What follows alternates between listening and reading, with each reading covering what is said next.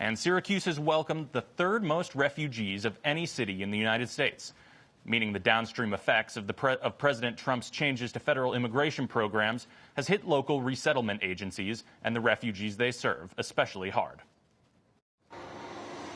On the south side of Syracuse, what was a bustling office just weeks ago has gone quiet. Refugee and Immigrant Self-Empowerment, abbreviated to RISE, has been helping refugees resettle in central New York for over 20 years, relying on federal dollars to give refugees housing, food, health care, and transportation in their first 90 days in the U.S. But last month, we had to lay off roughly around 15 to 20 individuals. Richard Whitson, Director of Development and Education at RISE, says the trouble started in late January, when President Trump ordered that the federal refugee resettlement program be halted for 3 months to ensure the program was being run safely and abiding by the president's new executive orders.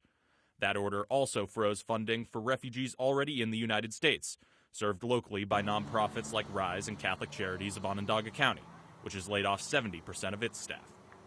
Just last week, federal contracts for national resettlement agencies were canceled.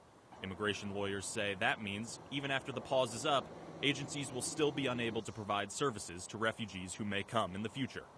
Felicia Castriconi, a resettlement program director at Catholic Charities, said in a community briefing Monday that despite the seismic policy shift, Catholic Charities has a moral obligation to serve refugees with whatever funding is available. The agency is maintaining its commitments to the more than 200 refugees who are just recently arrived and for whom core services have not been completed. And we're continuing services through other grants that are a pass-through through New York State or New York State funded.